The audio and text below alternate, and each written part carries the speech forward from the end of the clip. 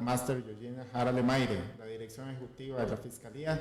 Les enviamos un cordial saludo a todas las personas que nos siguen por nuestras redes sociales. Soy Jorge Quesada Lacayo, encargado de la Unidad de Investigación en Condiciones de la Profesión. Y hoy tendré el gusto de acompañarlos en esta transmisión que tiene por objetivo ofrecer un análisis sobre los recortes recientes al presupuesto de la educación pública en el Ministerio de Educación Pública y las posibles repercusiones en el futuro del sistema educativo.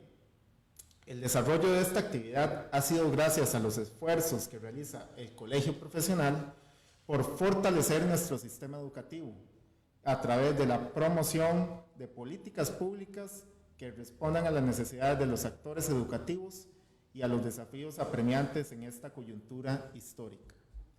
Nos acompaña el día de hoy don Ricardo Vindas Valerio, economista con más de 15 años de experiencia y trayectoria en el sector público y como consultor del sector privado en temas de política educativa, quien ha venido realizando una serie de análisis y generación de propuestas en materia del presupuesto a la educación.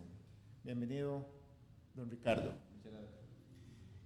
En este contexto, es importante enmarcar esta actividad en los recortes presupuestarios que están teniendo el país.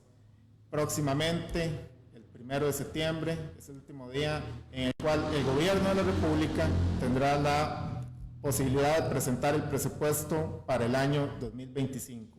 Por lo tanto, el análisis actual de esta coyuntura, el análisis del presupuesto, de la evolución de los recortes a la educación, de los impactos que tienen los recortes presupuestarios a la educación pública en la calidad educativa, en el ejercicio de la docencia, en la infraestructura, en los programas de equidad, en los procesos de tecnología educativa, son importantes para entender nuestra realidad educativa, pero para también tomar acciones y generar propuestas en materia de política pública. Habiendo hecho esta introducción, le doy la palabra a don Ricardo Vindas porque el día de hoy tendremos una exposición de la evolución histórica de estos recortes presupuestarios, pero también haciendo focos en aquellos lugares en donde se generan los mayores impactos. Posteriormente tendremos un espacio de preguntas para todas las personas colegiadas y el público en general que nos sigue por nuestras redes sociales. Les invitamos a hacer preguntas y comentarios sobre esta temática que vamos a retomar posteriormente de la exposición del doctor Vindas. Adelante, Ricardo. Bueno, muchísimas gracias, Jorge, muchas gracias por la invitación. Como bien lo plantea Jorge, estamos en un escenario complejo de una revisión sistemática de la inversión pública en educación en general, dentro de los programas sociales que ejecuta el gobierno. La idea de hoy es hacer una presentación esbozada en tres grandes componentes. Primero, entender la evolución de la educación en los últimos 10, 11 años, cómo ha variado la inversión pública, tanto en términos nominales, reales y como porcentaje del Producto Interno Bruto. Entender a partir de esa evolución cómo ha venido variando la composición de ese presupuesto en partidas, ¿verdad? Dónde ha mejorado la ejecución o cuáles áreas han tenido deficiencias de su ejecución, especialmente en el marco de la ley de fortalecimiento de las finanzas públicas en el 2018, que incidió directamente sobre el gasto público. Y posteriormente entraremos al detalle del presupuesto 2025 para conocer cuáles son las áreas donde hay mayor afectación de cara al proyecto de ley que presentará el Ministerio de Educación Pública y el Ministerio de Hacienda ante la Asamblea Legislativa. Si gusta, pasaremos directamente a la presentación. Como les comentaba, el primer componente que vamos a analizar es la inversión total en educación. Cómo ha evolucionado y qué tan cierto es esa lectura que meses atrás planteó la ministra de Educación, planteando Costa Rica como uno de los principales países con mayor inversión pública en educación. Este primer gráfico nos muestra la evolución nominal del presupuesto, ¿verdad? ¿Cuántos son los recursos monetarios que asignó el gobierno en educación entre el 2014 hasta el 2025. Como puede observarse, entre el 2014 y 2018 hay un crecimiento significativo del gasto público en educación. Pasamos de poco menos de 2 billones de colones en el 2014 a poco más de 2.666.000 millones de colones en el 2018. Estamos hablando de un crecimiento de más de 700.000 millones de colones, que en términos relativos es poco más de una tercera parte de incremento nominal del presupuesto entre 2014 y 2018, lo cual nos alegra mucho. A partir de 2018, producto de la aprobación de la Ley de Fortalecimiento de las Finanzas Públicas, que incorpora un conjunto de restricciones sobre el gasto público, se puede notar un estancamiento de la inversión pública en educación, al punto de ver casos como el 2023, donde el presupuesto se reduce a 2.528.000 millones de colones. En términos generales, lo que uno puede observar en esta gráfica es que si comparamos el presupuesto proyectado del 2025, es básicamente el mismo valor monetario del 2017. Y hago una aclaración importante: estamos comparando colones del 2025 con colones del 2017, que evidentemente no tienen el mismo poder adquisitivo, pero eso lo veremos más adelante. Pasando a la siguiente filmina, vamos a ver cómo esa evolución del presupuesto se refleja como porcentaje de Producto Interno Bruto, recordando que en el 2012 se aprobó una modificación constitucional exigiendo que el Estado debiera de invertir al menos un 8% del PIB en educación. Acordémonos que previamente la inversión que establecía la Constitución Política era de un 6%. En ese gráfico vemos las columnas naranjas que representan ese presupuesto inicial en educación, incluyendo la educación superior. La línea azul es el porcentaje del Producto Interno Bruto invertido en educación en su totalidad, abarcando el Ministerio de Educación Pública, universidades superiores públicas, el INA, Red de Cuido, etc. Todos los componentes y entes que se contabilizan como parte de la inversión en educación. Y la línea gris nos muestra la relación específicamente del presupuesto del MEP con respecto al PIB. ¿Qué podemos observar en ese gráfico? Que ya para el 2014 habíamos superado la línea anterior del 6% del PIB. En 2014 iniciamos con una inversión de aproximadamente 6.92% del Producto Interno Bruto en educación. Porcentaje que se incrementa hasta un 7.47 y un 7.4 entre el 2017 y 2018. Pero que sin embargo, a partir de esa fecha, conociendo los efectos de la Ley de Fortalecimiento de las Finanzas Públicas, más un conjunto de nuevas reglas y nuevas políticas que implementaron la administración de don Carlos Alvarado y la actual administración, se ve un decrecimiento sostenido de ese gasto público, llegando a una proyección del 4.92% para el 2025. Hablo de proyección porque todavía no tenemos el presupuesto 2025 aprobado. Lamentablemente no se logró conciliar la negociación del FES, y además hay que tomar en cuenta que esta semana el Ministerio de Hacienda solicitó un recorte adicional de 12.000 millones de colones al Ministerio de Educación Pública. Pero bueno, en términos generales estamos hablando de un 4.92% del PIB, muy por debajo del 7.4% que tuvimos entre el 2018 y 2017. ¿Verdad? Estamos hablando de una reducción de casi 2.5% del PIB. Ahora bien, esto que les acabo de mostrar es básicamente el presupuesto inicial, que no es lo mismo que el gasto efectivo de ese presupuesto. En este gráfico se muestran 3 columnas por cada uno de los años. La columna verde corresponde al presupuesto inicial, la columna azul es el presupuesto final, y la columna roja, que es la que quiero enfatizar, es el presupuesto realmente ejecutado. Nótese que entre el 2014 hasta el 2017-2018, la brecha entre las líneas verdes y la roja, es decir, dentro del presupuesto inicial versus el presupuesto ejecutado, es evidentemente grande. Por ejemplo, en el 2018, cuando alcanzamos un 7.4% del PIB en el presupuesto inicial y que se incrementa a un 7.43% en el presupuesto final. Esto contrasta contra un gasto real de un 6.77%. Es decir, dejamos de ejecutar cerca de un 0.7% del PIB. Y eso es un comportamiento sostenido en ese lapso, 2014-2018, donde el presupuesto inicial tuvo un crecimiento sostenido. Esa brecha entre presupuesto ejecutado y final se mantiene, si podemos observarlo, hasta el 2022. Lo cual nos dice, evidentemente, que hay una brecha entre lo que se dotó inicialmente el presupuesto y la capacidad que tuvo de ese gasto. Hago además la aclaración que disponemos de datos hasta el 2022 porque particularmente el Ministerio de Educación Pública por primera vez a la fecha de hoy no ha publicado en su sitio web la liquidación del presupuesto 2023. Ahora bien, esa brecha entre el presupuesto inicial y el ejecutado, ¿qué representó en términos monetarios? Representó, por ejemplo, que en 2018 no se gastaran 250.000 millones de colones, cerca de un 9.21% del presupuesto. Básicamente lo que estamos diciendo fue que le dimos 100 colones al ministerio y de esos 100 colones, 10 colones nos gastó.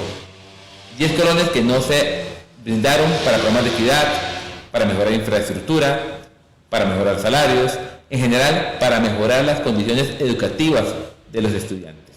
Y evidentemente comienzan a generarse preguntas alrededor de ello. ¿Se ocupaban o no se ocupaban esos recursos? Evidentemente, como se puede observar en este lapso de crecimiento 2014-2018 de presupuesto, hubo de igual manera una proporción del presupuesto que no se gastó, llegando a esos números que les hablo de 250.000 millones de colones. Esto, a la luz del contexto fiscal que teníamos previo a la aprobación de la Ley de Fortalecimiento de las Finanzas Públicas, dio herramientas para que ciertos actores, tomadores de decisión, dijeran, no, el Ministerio de Educación no requiere esos recursos. No se necesita invertir tanto en educación porque el Ministerio de Educación demostró al cabo de 4 años que no lo requería. Aún más, es muy extraño que si yo, Ministerio de Hacienda, en 2014 a 2015, asigno nuevos recursos al Ministerio de Educación y no los ejecuta, vuelva a asignarle en 2016 más recursos y no los vuelve a ejecutar. Y ese mismo evento lo enfrentamos en 2017-2018. Evidentemente, ¿qué pasa en 2018? Ante un escenario crítico de las finanzas públicas, el Ministerio de Educación y el Ministerio de Hacienda optaron por reducir ese crecimiento de la inversión pública. Y eso lo vimos anteriormente. Entonces, ese crecimiento no fue acompañado del gasto y afectó directamente o tuvo repercusiones directamente sobre el gasto y la inversión a partir del 2018. Ahora, todo eso que hemos hablado es en términos nominales, comparando colones del 2025 con años previos. Pero ¿qué pasa si quitamos el efecto de la inflación, del costo de vida, y analizamos la evolución de ese presupuesto en términos reales? Y aquí lo que nos encontramos en el gráfico de la derecha, y específicamente en la línea gris, que es la que nos refleja el presupuesto ejecutado, es que en términos reales, el gasto efectivo del 2022 se equipara al gasto del 2015.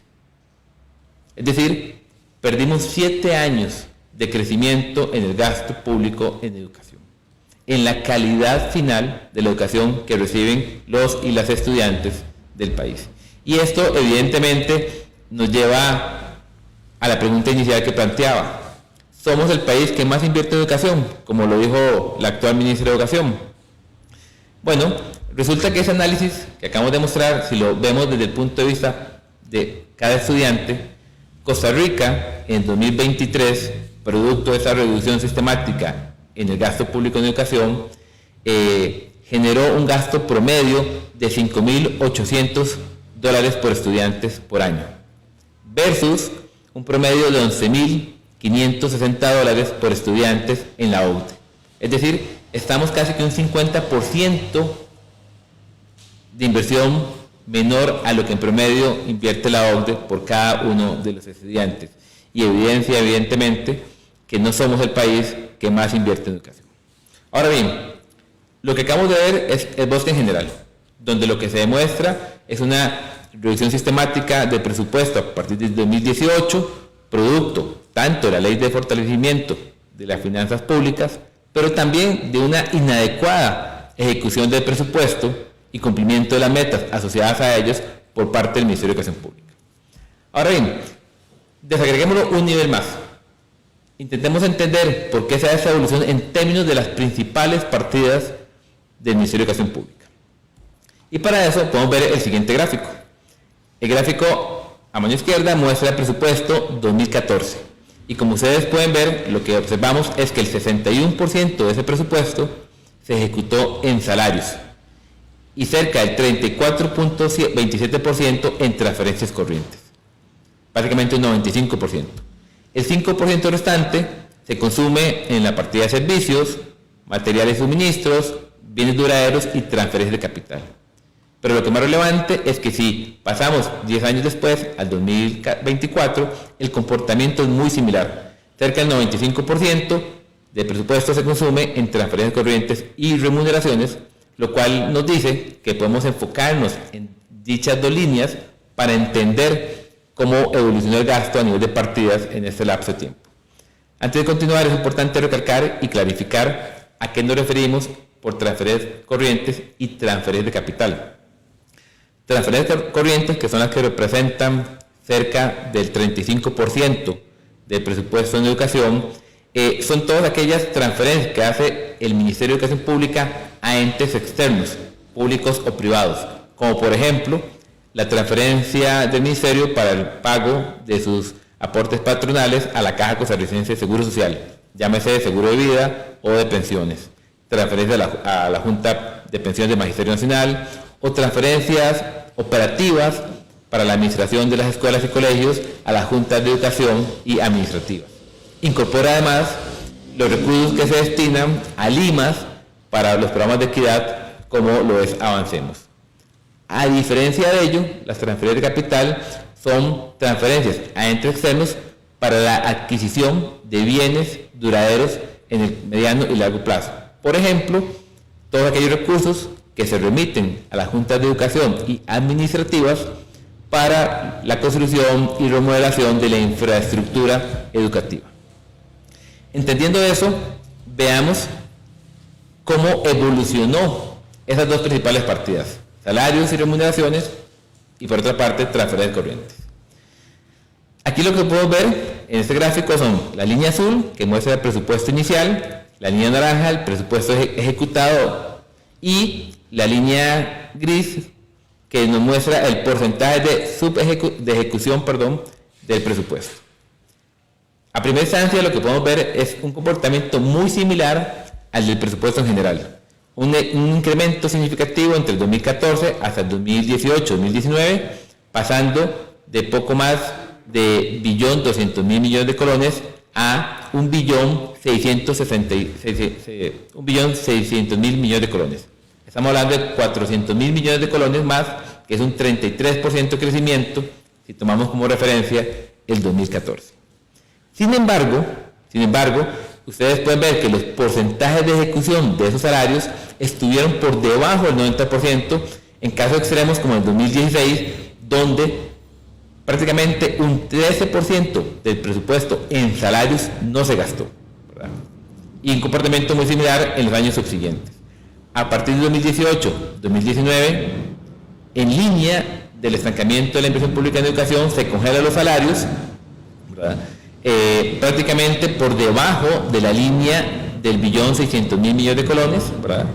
Y se mejora en términos relativos un poco la ejecución presupuestaria, pero siempre con déficits importantes, porque estamos hablando de ejecuciones promedios del 94%.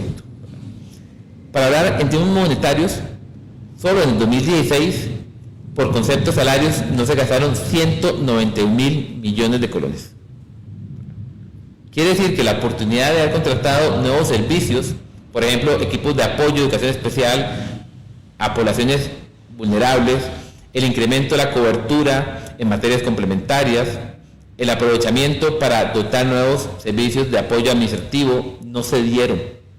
Y se desaprovechó un incremento de la inversión en salarios de cerca de 191.000 millones de colones. Y aún más, cuando tomamos todo el presupuesto que no se subejecutó en salarios y lo comparamos con la subejecución del presupuesto en general, solo la partida de salarios representa casi el 70% de los recursos que no se ejecutaron. Evidentemente lo que estamos diciendo es que por diversas razones, y probablemente una de ellas por la técnica presupuestaria que utilizó el Ministerio, no se presupuestó y no se ejecutó correctamente esos recursos. Y aquí hago un pequeño paréntesis. Hay que reconocer que la formulación de presupuesto en salarios en educación es complejo. ¿Por qué? Porque los puestos administrativos, lo que no es educación, es un salario único, ¿verdad? Conocemos cuánto gana un profesional, un oficinista o una secretaria. En educación eso es diferente, porque tenemos los famosos grupos profesionales. Entonces, cuando vamos a presupuestar y tenemos un profesor de enseñanza general básica 1, podemos presupuestarlo al valor de un PT6, de un docente licenciado. Pero también puedo contratar un docente de bachiller, un PT5, o en formación, un PT4, PT3. Entonces, determinar cuál es el salario adecuado tiene cierto nivel de complejidad.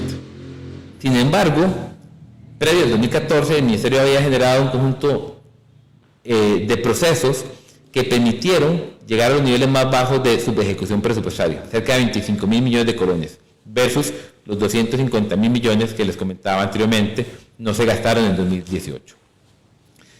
Lamentablemente, a partir de 2014, por diversas razones, el Ministerio cambia la técnica presupuestaria, el control del mismo. Esto es avalado por los entes rectores como el Ministerio de Hacienda y permite una mala presupuestación, una mala planificación de estos recursos, desaprovechando montos millonarios como los que acabamos de conversar. Si pasamos a la siguiente partida, que es relevante, la de transferencias corrientes, aquí lo que podemos observar es, de manera similar, un crecimiento importante entre 2014 y 2018, un estancamiento posterior cercano casi al billón de colones, pero, y tal vez lo que es más relevante, una ejecución relativamente alta. De hecho, en promedio, entre el lapso 2014-2022, la ejecución presupuestaria fue del 98.2%. También, para ser sinceros, es de las partidas más sencillas de ejecutar. ¿Por qué? Porque en el acto que hace el Ministerio de, por ejemplo, transferir los fondos a las juntas de educación o a las juntas administrativas, contablemente eso ya representa presupuesto ejecutado para el MEP, independientemente de que las juntas de educación gasten o no gasten dichos recursos. Entonces, es una partida muy sencilla de ejecutar y el ejemplo de ello es cuando vemos estos niveles de ejecución. Entonces, en primera instancia, lo que podemos decir es que de las dos partidas principales, salarios evidentemente representa una de las primeras o las principales fugas de presupuestos no ejecutados. Transferencia no se comporta de esa manera y eso nos lleva, por lo tanto, a analizar el resto de partidas, aquellas que representaban cerca de un 5%. Sin embargo, aquí no hay un comportamiento sostenido o sistemático, tanto en el crecimiento de las partidas o subpartidas, como de la ejecución. Y pongo solo un ejemplo. En el programa presupuestario de infraestructura, el 554 del Ministerio de Educación Pública, está la partida 70-103, que es donde se destinan recursos a las juntas de educación y administrativas para la construcción de edificaciones, mantenimiento y reparación. Aquí encontramos algo muy particular. En el 2014 presupuestamos cerca de 33.000 millones, en el 2024 20.000 millones y una reducción de 11.000 millones en 2025. Uno podría a priori afirmar que ha habido una reducción sostenida en esta subpartida. Sin embargo, en el intermedio encontramos picos como una suma de 120.000 millones presupuestados en el 2017 versus menos de 5.000 millones en el 2023. Es un comportamiento totalmente asistemático, sin explicación alguna. Y además, no conocemos, y creo que nadie en el país conoce, cuál fue el crecimiento de la inversión pública en 2017 que justificara un incremento de 120.000 millones. Es más, tenía la Dirección de Infraestructura Educativa, como ente responsable de la inversión pública en educación, en el componente de infraestructura, la capacidad para invertir esos recursos. Lanzo una mala pregunta. En resumen, en estas otras subpartidas lo que encontramos es un comportamiento no sistemático, donde tenemos casos como la partida 70-103, que acabo de mencionarla, pero también otras como la 60-103 de transferencias a Limas para el gasto en educación en programas como Avancemos o anteriormente FONAVE, donde sí ha habido una reducción sistemática pasando de 72.000 millones a poco más de 52.000 millones. Estamos hablando de prácticamente 20.000 millones, casi un 30% menos en los programas de equidad propiamente. Bajo ese escenario, está claro que el auge de crecimiento en educación hasta el 2018 fue desaprovechado, especialmente en aquellos rubros como salarios, ¿verdad? Y que desde el 2018 sus efectos en partidas como transferencias o programas de equidad se manifiestan. ¿Cómo afecta todo eso presupuesto 2025? Es a donde vamos a entrar ahorita. Y en ese punto lo que quiero mostrar son las principales afectaciones o los principales recortes que ha planteado el Ministerio de Educación Pública ante el Ministerio de Hacienda y que serán así llevados ante la Asamblea Legislativa el próximo 1 de septiembre. En primera instancia, en ese cuadro podemos visualizar las principales partidas. Hago una aclaración, aquí no estoy contemplando lo que corresponde al Fondo de Educación Superior, tanto el dato 2024 como 2025 no lo incluyen por la sencilla razón que, como les comenté anteriormente, no se ha concluido la negociación del FES. El Ministerio de Educación y Hacienda cerraron la posibilidad de diálogo con los rectores, van a incorporar un crecimiento de 1% del FES para el 2025, pero será realmente en la Asamblea Legislativa donde se discutirá dicha inversión. Por lo tanto, si vemos el presupuesto excluyendo el FES, lo que podemos observar es una reducción de cerca de 37.000 millones de colones. Inicialmente se hablaban de cerca de 65.000 millones de colones. Este monto o esa reducción se redujo porque entre el proceso de construcción del presupuesto, el señor presidente dio un bono, por llamarlo de alguna manera, de 35.000 millones de colones adicionales al MEP, producto de proyectos que presentó y que fueron analizados en el seno del Consejo de Gobierno. A ciencia cierta, no se conoce cuáles fueron los proyectos que justificaron ese incremento. Ahora bien, de esos 37.000 millones de recorte del presupuesto, podemos observar que en la parte de salarios, bienes duraderos y transferencias de capital se están reduciendo en promedio 5.000 millones de colones en dichas partidas y en transferencias corrientes 23.000 millones de colones. Entonces ahora entremos a analizar cada una de esas partidas para ver cuáles son los hallazgos que encontramos. Vamos a comenzar con la partida de remuneraciones. Aquí les muestro las principales partidas donde hay variaciones negativas o positivas del presupuesto. Y encontramos hallazgos muy particulares. Primero que todo, en salarios, nótese en salario base, ese sueldo para cargos fijos es donde se paga salario base y ahora también el salario global. Y aquí se reduce la inversión en cerca de 28.000 millones de colones. Cuando comparamos el presupuesto con lo ejecutado en 2022, que como les comenté es el último acto publicado por el Ministerio de Educación, estamos hablando de una diferencia de cerca de 25.000 millones de colones, 26.000 millones de colones, entre lo que se gastó en 2022 y lo que se está presupuestando en 2025. Y aquí comenzamos con ciertas alertas. El presupuesto 2022 no incorporó el ajuste de vida que se aprobó en 2020, que se había no implementado por los efectos de la pandemia, pero que sin embargo ya a partir de ese año se pagó. Y eso representa cerca de 10.000 millones de colones.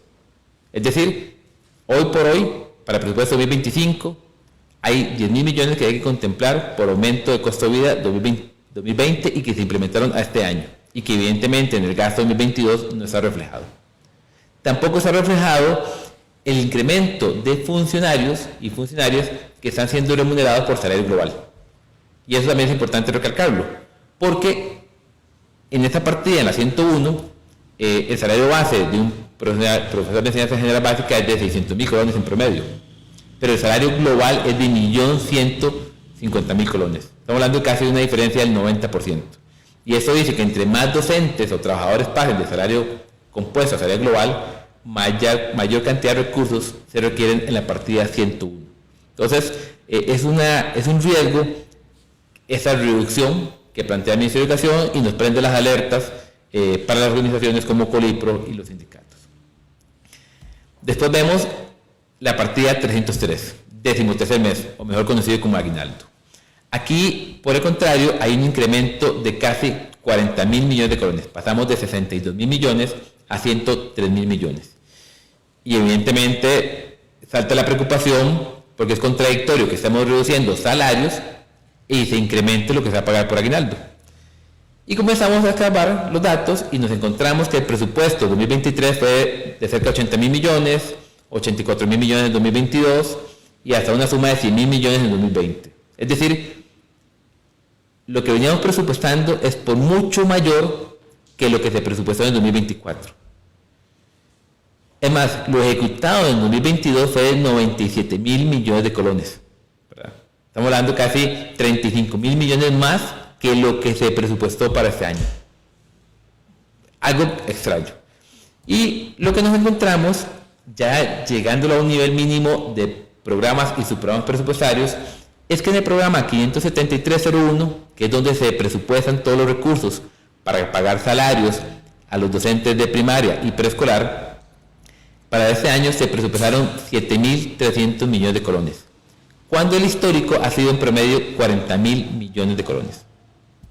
En pocas palabras, el Ministerio de Educación, el Ministerio de Hacienda y así también la Asamblea Legislativa aprobaron un presupuesto que no cubre ni siquiera el 80% del aguinaldo que se requiere para pagar dicho rubro para los docentes de preescolar y primaria. Es decir, no vamos a tener plata para pagarlo. Y es muy extraño que el Ministerio haya planteado un presupuesto en esas condiciones. Esto en resumen nos dice que ese incremento de 40.000 millones para pago de aguinaldo no es un presupuesto, no es un incremento efectivo, es la corrección de un error en el presupuesto 2024. En el caso de la partida 401, que es el aporte para el seguro de salud de la Caja Costarricense de Seguro Social, hay una reducción de 9.000 millones de colones. Y aquí hicimos un ejercicio. Tomamos los recortes de todas las partidas con las cuales el Ministerio paga salarios. Esos recortes sumaron 15.000 millones de colones.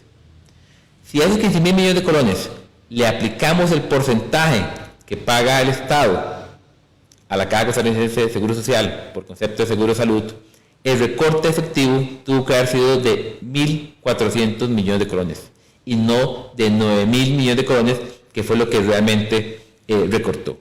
Aún más extraño es que el presupuesto ejecutado en 2022 fue de 123.000 millones de colones. Es decir, hace 2 años, gastamos más que lo que está presupuestado para este año y aún más que lo que se presupuestó para el próximo año, donde el recorte es todavía mayor.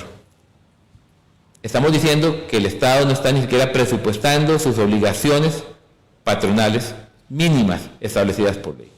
Situación muy similar al aporte para JUPEMA por concepto de pensiones, donde se reducen 15.000 millones de colones en el presupuesto, pero la estimación que hacemos nos habla de un recorte de 1.000 millones de colones. Estamos hablando de una diferencia de más de 14.000 millones de colones. En una condición donde el presupuesto ejecutado 2022 fue de poco menos de 70.000 millones de colones, casi 12.000 millones más que lo que se ha presupuestado para el próximo año. Esto, repito, solo nos enciende las alertas de la calidad de presupuesto que está presentando el Ministerio de Educación y el Ministerio de Hacienda ante la Asamblea Legislativa. Pasemos ahora al caso de los bienes duraderos, la partida 5, donde se recortan 5.000 millones de colones. Y esa partida es muy, ¿cómo decirlo? Muy particular, muy coloquial, no sé. Resulta que todo ese recorte se explica en una sola partida, la partida 50-103 de equipo de comunicación. Allí para este año se presupuestaron 5.400 millones de colones y el presupuesto del próximo año es de 64 millones de colones. Estamos hablando de una diferencia del 98.8% de presupuesto 2024-2025. Y evidentemente uno lo que se pregunta es ¿por qué recortamos esos fondos? Pero antes de responder la pregunta nos fuimos a analizar los montos presupuestados en años anteriores. Y como se observa, estamos hablando de un promedio menor de 200 millones de colones presupuestados históricamente en esta partida. Lo más curioso es que cuando fuimos a consultar el presupuesto más reciente del Ministerio, el Ministerio hizo un recorte presupuestario del 99% de ese presupuesto. Es decir, presupuestó, para hablar en palabras coloquiales, presupuestó 5.400 millones de colones. Y 3 meses después, en marzo, recorta ese presupuesto a 57 millones de colones. En pocas palabras, no ocupaba esos recursos. Y nunca ha gastado esa cantidad de inversión en esa línea presupuestaria. ¿Por qué invirtió esos fondos? ¿Por qué presupuestó esos fondos? Error humano. No sé, quedan muchas dudas al respecto. En el caso de las transferencias corrientes, aquí encontramos la partida con el mayor recorte, 23.000 millones de colones. Y entramos en una parte sensible, porque estamos hablando, y lo vamos a ver, a temas como el aporte estatal a programas de equidad.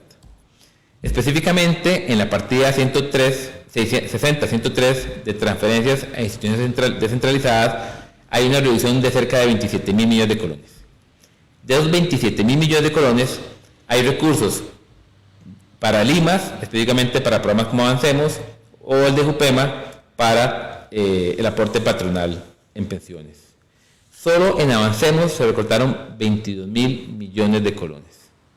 Y para verlo con cara humana, estamos pasando entre 2019 y 2021, donde tuvimos un promedio de 415.000 estudiantes beneficiados, a una reducción sistemática de, en 2024, de 274.000 estudiantes beneficiados.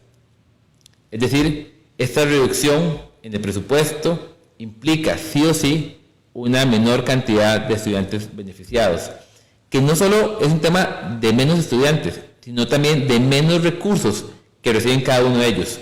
En el 2023, en promedio, cada estudiante recibía cerca de 250.000 colones anuales y se proyecta para el próximo año un aporte estatal de 183.000 colones anuales por cada estudiante.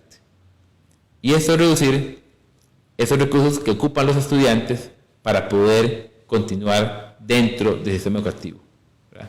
Para no expulsarlos, para no exponerlos a otro tipo de negocios y realidades socioeconómicas que muchos conocemos. Y aquí quiero hacer también un comentario adicional. Recientemente la presidenta de Limas decía que ellos estaban cumpliendo con las metas, y eso es cierto. Si tomamos el Plan Nacional de Desarrollo, la meta proyectada es de 274.000 estudiantes beneficiados con el Limas.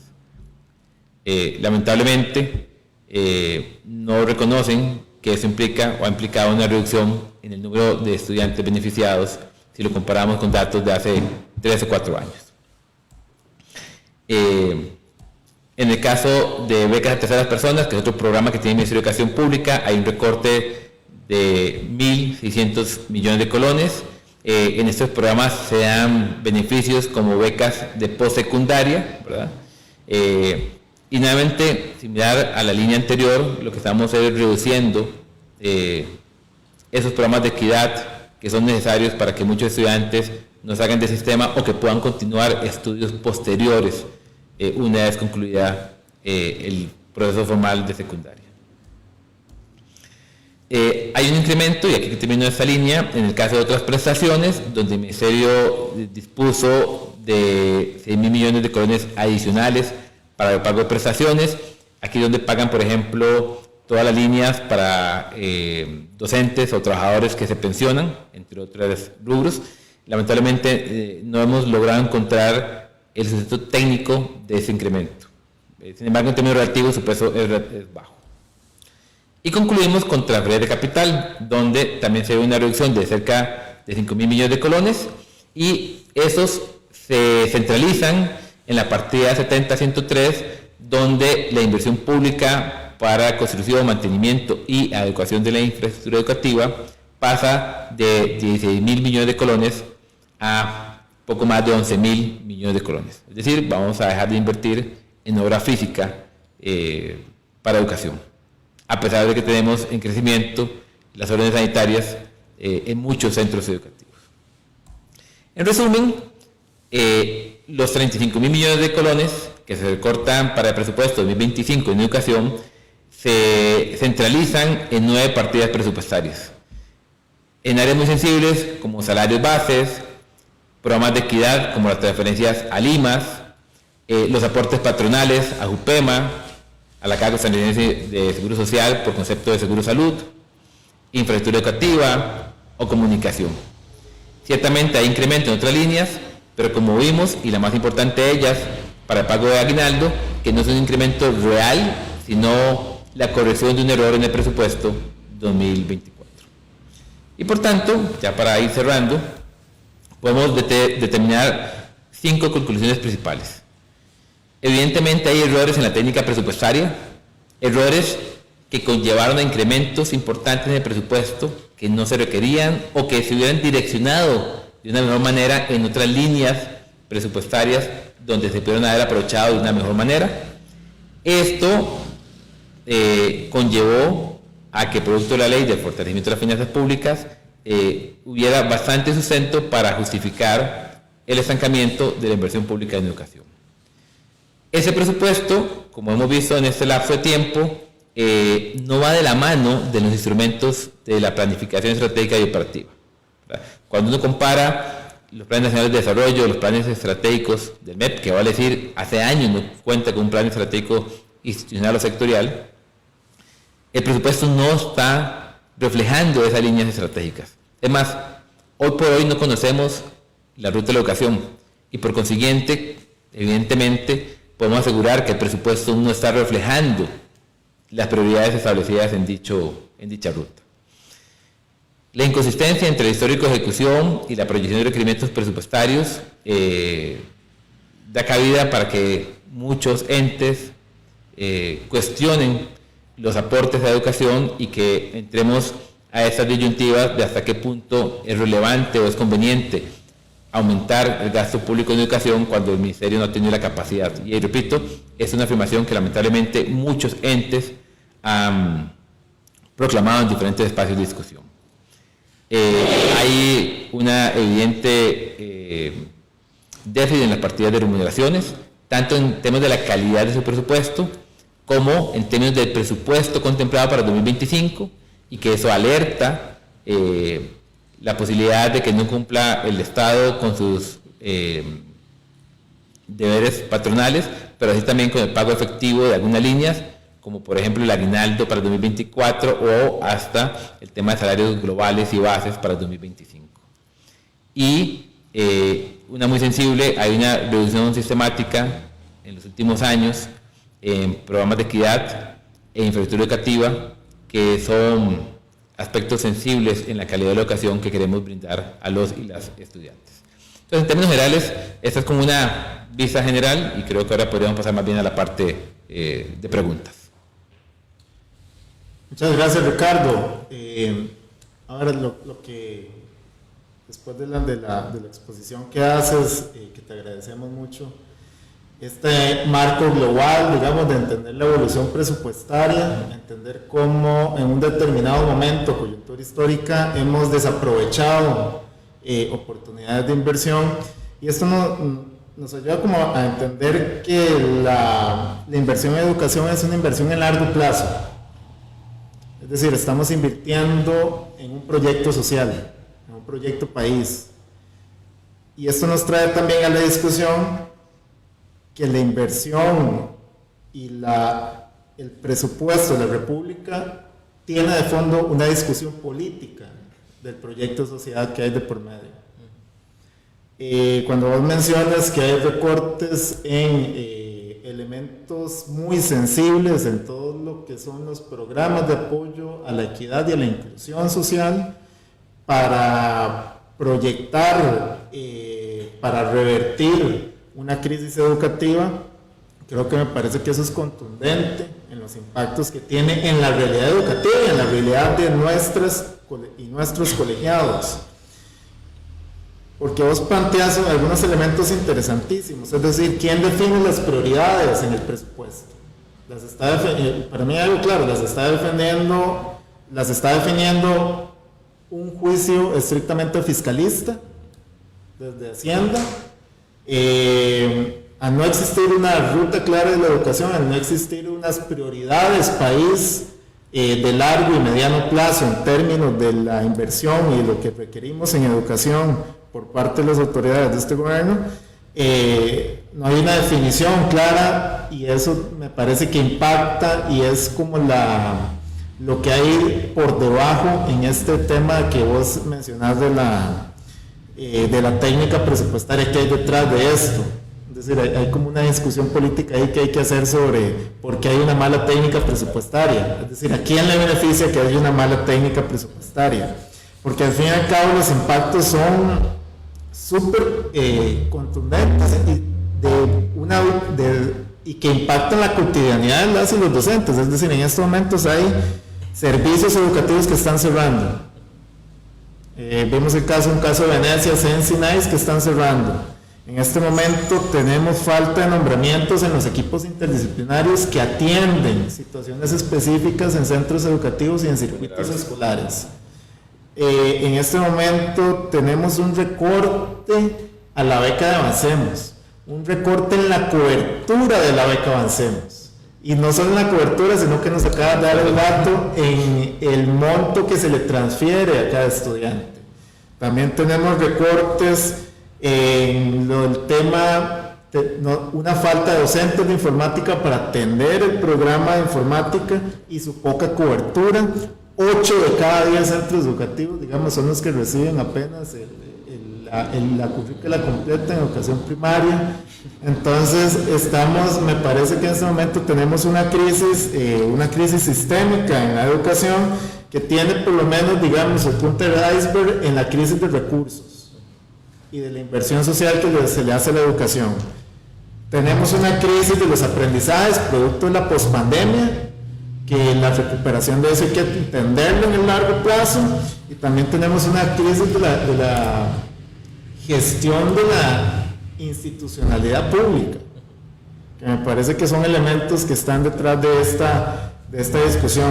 Tenemos muchos saludos desde nuestro Facebook de Colipro, mucha preocupación por parte de las y los docentes, y yo quería hacerte como algunas consultas referente en esta perspectiva ante un eventual recorte para el próximo año 2025, ¿dónde vamos a tener los mayores impactos?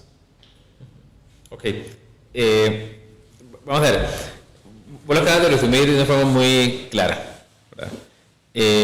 Estamos ante un problema país hacia donde queremos ir, y no en el corto plazo, no es ver la foto del presupuesto 2025, es ver cómo esto incide en el mediano y largo plazo. Porque menor inversión, menores programas de equidad, menor servicios educativos implican probablemente más chicos y chicas fuera del sistema educativo. Y aquí, haciendo un paréntesis, el chico se puede ir por varias razones. Se va porque no tiene ese apoyo económico, no tiene el programa Avancemos, pero también se va porque el sistema educativo le parece aburrido, o porque no se siente dentro del sistema educativo. Y para eso teníamos programas como el Festival Estudiantil o Juegos Estudiantiles que logran atraer a muchos chicos. Pero en esas partidas, en esas líneas, hay recortes, ¿verdad? El año pasado estuvimos a punto de eliminar el Festival Deportivo y los Juegos Estudiantiles. Y hubo una carta que así lo indicó, que posteriormente se corrigió, pero lo hubo. Entonces, cuando estamos hablando de los recortes de 2025, como lo vimos anteriormente, recortes como las transferencias a Limas para el pago de Avancemos, que es una de las más críticas, recortes en infraestructura educativa, recortes en salarios, donde uno puede entender que veníamos de un escenario donde por fallas en la técnica presupuestaria, por ese divorcio en la planificación, se presupuestó mal. Pero estamos llegando a un punto donde ni siquiera se está logrando presupuestar los mínimos requeridos para el cumplimiento de los deberes del MEP. Y los ejemplos es que ya hoy, este año, no hay recursos para pagar aguinaldo. Me imagino que el gobierno, entre pocos meses, tendrá que salir a pedir un presupuesto extraordinario y a endeudarse por esos recursos, ¿verdad? Pero así está pasando con los aportes a Jupema, a la Caja Costarricense de Seguro Social, al pago del salario base. Entonces son muchas líneas. Y tal vez concluyo con esa parte, y vos lo decías. La ley es muy clara. El presupuesto tiene que ser un reflejo de la planificación en el corto, mediano y largo plazo. Y el primer instrumento que tiene que tomar como referencia es el Plan Nacional de Desarrollo. Y estamos, hoy por hoy, ante el Plan Nacional de Desarrollo en educación más vago de los últimos 30 años. Con metas muy, muy limitadas. Y lo vimos en equidad. Cuando la meta del programa Avancemos es de 274,000 estudiantes. Cuando en 2019, 5 años atrás, estamos hablando de más de 400,000 estudiantes. Entonces, hasta entramos en el tema de las realidades diversas, porque para fines de gobierno están cumpliendo con la meta, pero fue una meta pobre. Y lamentablemente, en ausencia de una visión país, de instrumentos de planificación de corto, mediano y largo plazo, el presupuesto está yéndose básicamente a contemplar los recursos mínimos, y en algunos casos ni siquiera esos. Claro, otro tema que me parece que es como fundamental en esta coyuntura es la defensa por el 8% al presupuesto de la educación del Producto Interno Bruto. En este marco de discusión que se está realizando desde los distintos actores sociales, desde el colegio profesional, en la formulación de políticas públicas que den una sostenibilidad a la inversión en educación para alcanzar la obligatoriedad constitucional. Es que es una obligatoriedad constitucional. Y la Constitución lo que le da a un Estado-nación son sus orientaciones programáticas de largo plazo. ¿Cómo podemos alcanzar esa inversión sostenida en educación al 8%, hasta alcanzar el 8% del Producto Interno Bruto? Bueno, nuevamente, enfocándonos en lo que teníamos o lo que vimos anteriormente, casi lo alcanzamos, ¿verdad? Estamos hablando que en 2018 tuvimos un presupuesto inicial de 7.4 que llegó hasta un 7.46% del PIB, que no se gastó, lamentablemente, porque se presupuestó mal, porque la planificación, la presupuestación y la técnica de ejecución no fueron las adecuadas, no lo fueron. Y estamos llegando a niveles inferiores de inversión pública del 2006, perdón. Volver a subir, y ojo, en el 2006 andaban por cerca del 4% y pagaron por casi 14 años para llevarlo a un 7%. Hoy por hoy, que vamos a andar cerca del 5% del PIB, volver a subir a un 6, 7, 8% va a llevar mucho tiempo. Pero para alcanzar eso se ocupan ciertas reformas. Y una de ellas es que sí o sí el Ministerio tiene que ser excluido de las restricciones presupuestarias que contiene la Ley de Fortalecimiento de las Finanzas Públicas. Porque es una camisa de fuerza, no nos lo permite, ¿verdad?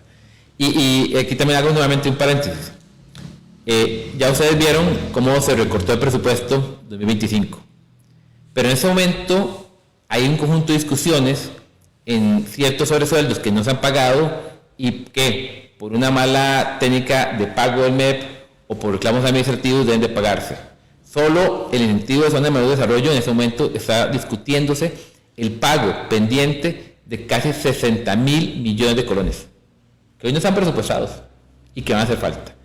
Entonces, esas responsabilidades que tiene el MEP, la única forma de cumplirlas es podernos sacar de esa regla fiscal. Ahora bien, no hacemos nada si podemos salir de esa regla fiscal, si a la par de ello no hay una visión país de hacia dónde queremos ir. Hay una visión, de un plan, de una estrategia que nos diga cómo direccionar adecuadamente esos recursos. Porque lo peor que puede pasar es vivir lo que enfrentamos entre 2014 y 2018, donde inyectamos más de 600,000 millones de colones, pero dejamos de ejecutar 250,000 millones de colones. 191,000 millones de colones no gastados en salarios, ¿verdad? Entonces, para evitar eso, quitemos la camisa de fuerza y establezcamos una visión país de cuáles son las debilidades. Y vos lo mencionabas, escuelas de horario regular. Son cerca de 90 escuelas, versus 4,000 centros educativos. Y cuando estamos hablando de un horario regular, es una malla curricular donde el estudiante recibe las 45 lecciones entre materias básicas y complementarias que aprobó el Consejo de Educación Superior. Y hoy por hoy, en promedio, los estudiantes reciben entre 25 a 28 lecciones. En las escuelas pequeñas reciben 22 lecciones nada más, la mitad de lo que dice la malla curricular. Pero es una transformación sistemática de mediano y largo plazo. Hablamos de cobertura secundaria, pero la cobertura secundaria está hoy por hoy hecha para que el 50% de los chicos salgan del sistema. ¿Por qué? Porque no tienen la infraestructura. Comenzamos con 10 séptimos y terminamos en promedio en los colegios con 4 o 3 undécimos. Entonces, si no construimos esa visión país de mediano y largo plazo y orientamos los recursos a estos instrumentos de planificación, por mayor cambio en la regla fiscal, es poco lo que podemos avanzar. Entonces, en resumen, sí, hay que hacer modificaciones legales, pero también programáticas, acuerdos país que nos permitan destinar adecuadamente esos recursos que el sistema requiere. Esta discusión me parece importantísima porque precisamente desde distintos actores sociales, institucionales, formales y no formales, se ha venido estableciendo una agenda de discusión país para hacer frente a la crisis educativa, en donde el colegio profesional ha venido dando aportes y pasos importantísimos en discutir con distintos actores sociales las prioridades nacionales en el tema de la educación.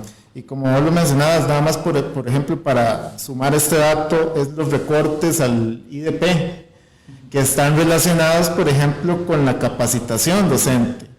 El Estado dejó a sus docentes en el proceso de capacitación cuando más lo ocupaban, en un proceso de transición tecnológica, en un proceso de implicaciones profundísimas en las transformaciones sociales que se está llevando a cabo en el mundo a través, por ejemplo, de la inteligencia artificial, del acceso y el uso de las nuevas tecnologías, de nuevas formas de entender la pedagogía, la didáctica, nuevos modelos pedagógicos de innovación que se están dando alrededor del mundo, y nosotros como país estamos dejando a nuestros docentes, directores y asesores, digamos, sin las herramientas necesarias para generar innovación desde el centro, y aún así se están dando todas esas innovaciones porque el colegio profesional lo está viendo a través de sus encuentros, a través de sus congresos. Hemos visto cómo los actores educativos en la comunidad están logrando procesos de innovación importantísimas.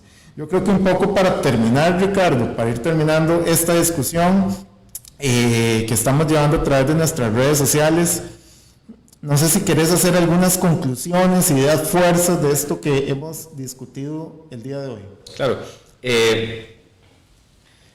Vamos a ver.